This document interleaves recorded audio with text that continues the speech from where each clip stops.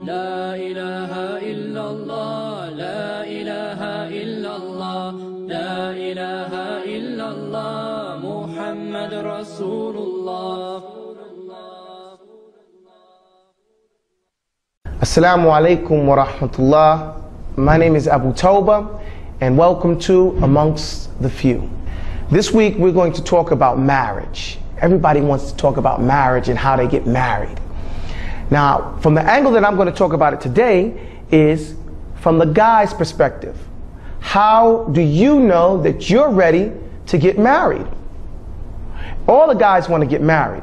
And all the guys want the pretty girls, the rich girls, and all these other things. But what do you bring to the table?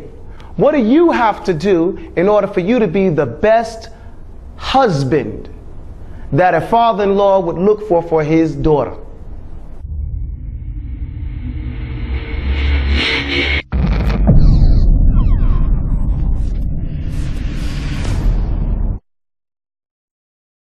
The first thing that a man has to understand before he can get married, before you go up there, knock on the door and ask, can I marry your daughter? The first thing you have to know is basic fiqh. A young man has to be able to know what his aqidah is and be able to articulate that. Know who is Allah, where is Allah, these basic issues. What does La ilaha illallah Muhammadan Rasulullah, what does that mean in general? And then after that, he has to know all the issues of salah. How can you be the imam of my daughter and you can't even lead her in salah?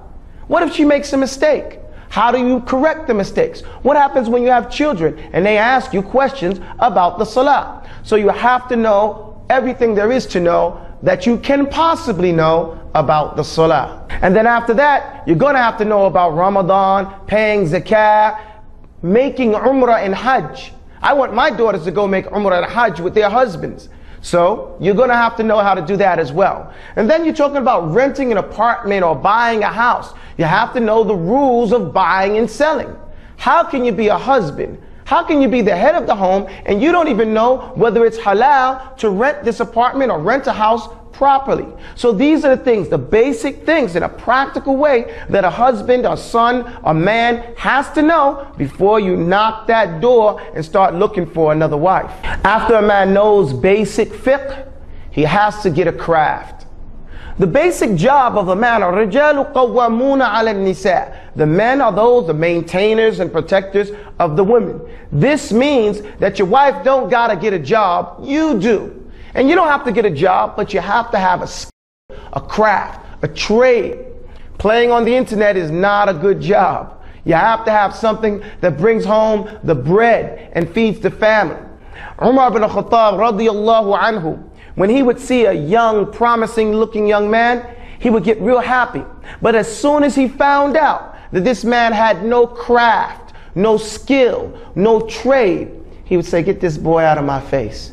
He would drop out. He becomes a boy now. You see, a young, promising young man, and now he's a boy. Because boys spend their time playing with cars, playing with toys. Men, they spend their time working and perfecting their craft, feeding their families, and taking care of the life that they're going to have to live in the next world, getting ready for that. A skill is something that you can use no matter where you go in the world in order to get money. Being a doctor, that's a craft. Being a teacher, being anything that you can do, that when you go overseas or you come over to Canada, you go to America, you go to Malaysia, you go to Russia, you go to China. Anywhere you go, you can use that skill. Now, what happens in the West a lot of times, people get jobs that they can only do in the West. That's not a skill. If you can only do it in America or Canada or Russia or Britain, then it's not a skill. It's got to be global.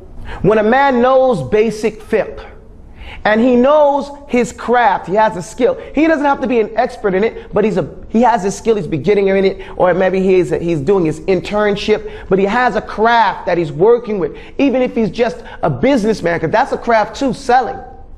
Then, before he gets married, we notice that the churches and the Catholics and all these different institutions, they usually set up seminars that are mandatory for those who want to get married to attend.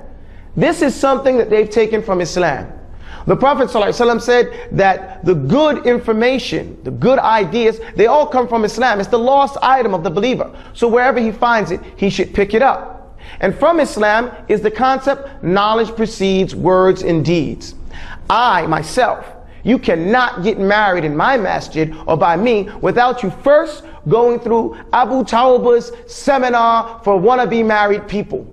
It doesn't have to have that long name, but it has to have something like that, where you interview people who've been married and people who've been divorced, and you find out what are the things that they learned throughout their life, so you can adopt those things that you like, and you can stay away from those things that are to be detested and stayed away from.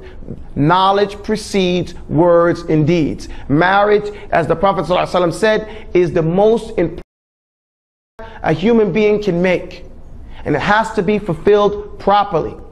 Learn it before you abuse it.